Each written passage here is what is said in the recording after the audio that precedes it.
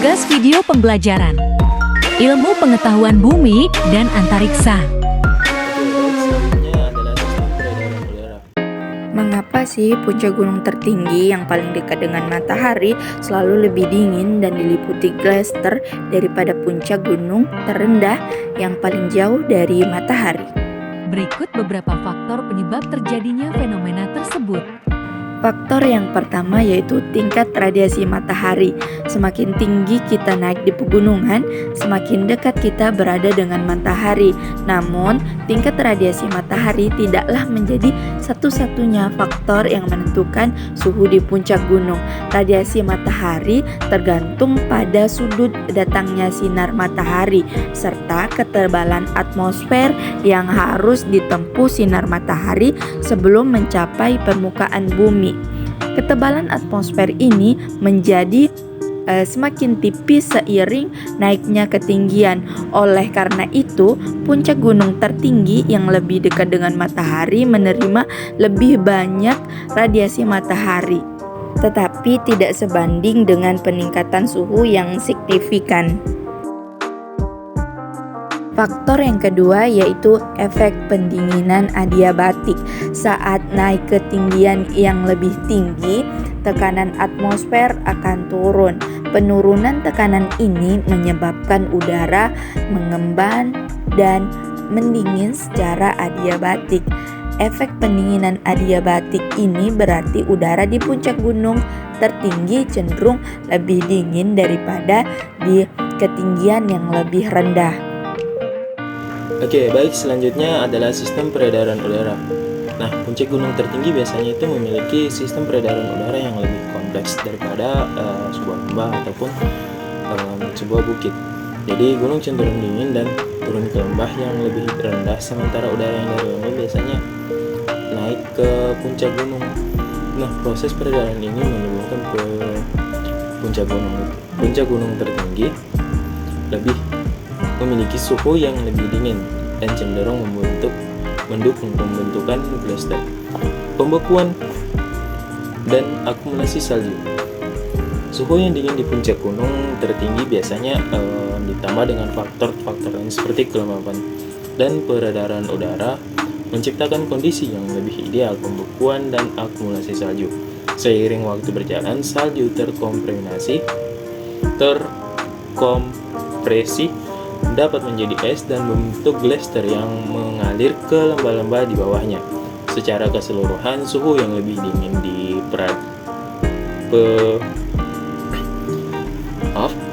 suhu yang lebih dingin dan keberadaan gletser di puncak gunung tertinggi dibandingkan dengan puncak gunung yang lebih rendah, maksudnya seperti bukit, adalah hasil dari kombinasi faktor-faktor seperti tingkat radiasi matahari, efek pendinginan adiabatik, sistem peredaran udara, dan juga pembekuan serta akumulasi salju.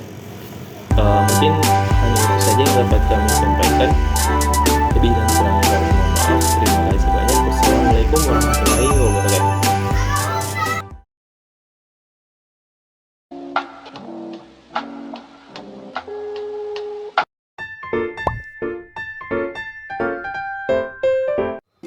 Shalom, Assalamualaikum warahmatullahi wabarakatuh, dan Om Swastiastu. Selamat datang dalam video pembelajaran mata kuliah Ilmu Pengetahuan dan Antariksa. Kami dari kelompok 3 beranggotakan 3 orang, bersama saya Olivia Wenggo dengan stambuk A241216061. Oke, baik, di sini saya akan menjelaskan fenomena yang pertama, yaitu efek rumah kaca. Nah, efek rumah kaca ini merupakan fenomena alami di mana ada beberapa gas di atmosfer bumi menahan panas dari matahari dan menghasilkan peningkatan suhu di permukaan planet. Gas-gas yang bertindak sebagai atap di rumah kaca akan memungkinkan matahari masuk, tetapi akan menghambat sebagian besar panas yang dipancarkan keluar angkasa. Nah, gas-gas yang saya sebutkan tadi itu meliputi karbon dioksida atau CO2, metana CH4, dan uap air H2O. Nah, mereka ini merupakan gas rumah kaca karena mereka sendiri bertindak sebagai atap dari rumah kaca sendiri. Kerusakan interaksi dalam sistem bumi atmosfer ini terjadi karena adanya ulah atau aktivitas dari manusia sendiri, seperti pembakaran bahan bakar fosil. Contohnya seperti batu bara, minyak bumi, dan gas alam. Peningkatan gas-gas konsentrasi ini akan mengakibatkan peningkatan efek rumah kaca yang memiliki dampak jangka panjang terhadap iklim dan lingkungan. Selanjutnya yaitu pemanasan global akibat aktivitas manusia, deforestasi, dan alih fungsi hutan. Pemanasan global akibat kegiatan manusia menghasilkan gas-gas yang semakin lama semakin banyak jumlahnya di atmosfer, terutama gas karbondioksida atau CO2 melalui proses yang disebut efek rumah kaca. Pemanasan global akibat deforestasi yaitu terjadinya penurunan kualitas atmosfer karena adanya peningkatan konsentrasi gas rumah kaca atau greenhouse gases yang menyebabkan kenaikan suhu udara global. Bismillahirrahmanirrahim. Assalamualaikum warahmatullahi wabarakatuh. Perkenalkan, nama saya Rasina Felisa dengan nomor sambung K241211091 dari kelompok 3. Di sini saya akan menjelaskan perubahan iklim menurut teori astronomi dan menurut teori karbon dioksida. Baik, yang pertama itu menurut teori astronomi. Perubahan orbit bumi mengelilingi matahari dari bentuk lingkaran ke bentuk elips memerlukan waktu sekitar 105.000 tahun. Pada waktu orbit bumi berbentuk lingkaran, radiasi matahari 20-30% lebih besar dibanding dengan yang diterima bumi pada saat kedudukan bumi terjauh dari orbit elips. Selanjutnya itu menurut teori karbon dioksida. Beberapa ahli menyelidiki hubungan perubahan iklim dengan ragam karbon dioksida atau CO2 di atmosfer. Karbon dioksida adalah salah satu gas rumah kaca. CO2 menyerap radiasi gelombang panjang atau radiasi bumi pada panjang gelombang 4-5 mikron dan di atas 14 mikron, terutama pada spektrum yang terletak antara 12 dan 18 mikron. Baik, bismillah. Di sini saya akan menjelaskan terkait pertanyaan nomor 9 yang dimana pertanyaannya jelaskan bagaimana freon klorofluorkarbon dapat merusak lapisan ozon. Baik, sini saya akan menjawab terkait pertanyaan tersebut. Freon klorofluorkarbon atau CFC adalah merek dagang dari DuPont. Klorofluorkarbon atau CFC juga adalah senyawa organik yang mengandung karbon, klorin, dan fluorin. Diproduksi sebagai volatile turunan dari metana dan etana. Nama yang paling umum digunakan adalah dikloro-difluoromethan dan telah banyak digunakan sebagai pendingin, propelan, dan pelarut. Freon juga pada umumnya tidak berwarna, tidak berbau, tidak beracun, tidak berkarat, tidak mudah terbakar, dan mempunyai sifat kimia yang tidak reaktif. Penggunaan senyawa kimia yang kita kenal sebagai freon telah meluas dan menjadi kebutuhan yang tidak dapat dipisahkan dari kehidupan sehari-hari.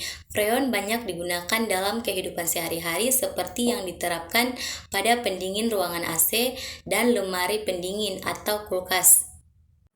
Freon tidak berbahaya untuk kesehatan jika hanya dalam konsentrasi yang kecil atau rendah, tapi akan sangat berpengaruh pada orang dengan jantung yang lemah karena dapat menyebabkan aritmia jantung atau detak jantung tidak teratur dan akan menyebabkan jantung berdebar pada konsentrasi yang tinggi. Jadi kebocoran freon memang tidak akan menimbulkan dampak yang serius bagi kesehatan manusia. Tetapi bagaimanakah dampak yang akan terjadi jika sejumlah freon terlepas ke udara bebas? Jadi ketika freon atau CFC ini terlepas ke atmosfer, maka molekul CFC akan terurai dan atom C sendiri sangat reaktif terhadap atom O atau rumus molekul ozon adalah O3. Jadi ketika atom C dari pecahan freon bertemu dengan molekul O3, maka atom C akan menarik satu atom O dari ozon yang akan mengakibatkan timbulnya karbon monoksida atau CO. Dan ozon menjadi oksigen biasa atau O2 karena kehilangan satu atom O-nya. Ditambah lagi ketika CO terbentuk, maka mereka akan menarik lagi satu atom O dari ozon-ozon O3 lain sehingga menciptakan CO2. Oleh karena itu, ozon sebagai pelindung bumi dari sinar ultraviolet menjadi rusak. Sementara CO2 memiliki efek rumah kaca yang dapat menahan panas di bumi. Dengan demikian, bumi akan semakin panas. Oke, selanjutnya, masuknya CFC ke atmosfer menimbulkan proses reduksi oksidasi antara ozon dengan unsur halogen senyawa CFC dan yang sejenisnya. Setiap molekul CFC mampu merusak 100.000 molekul ozon, sedangkan senyawa halon mampu merusak 10 kali lebih efektif dibandingkan dengan CFC. Dan CFC mengurangi ozon menjadi oksigen dengan sebuah oksigen bebas radikal, menimbulkan suatu lapisan oksigen hingga lapisan ozon menjadi semakin lebih tipis yang mudah tembus sinar ultraviolet dari matahari. Semakin menipisnya lapisan ozon di atmosfer, apalagi sampai berlubang, dapat menimbulkan bencana karena manusia akan bermandikan sinar ultraviolet dengan intensitas tinggi yang dapat mengundang penyakit kanker kulit, katarak, serta penurunan sistem kekebalan tubuh.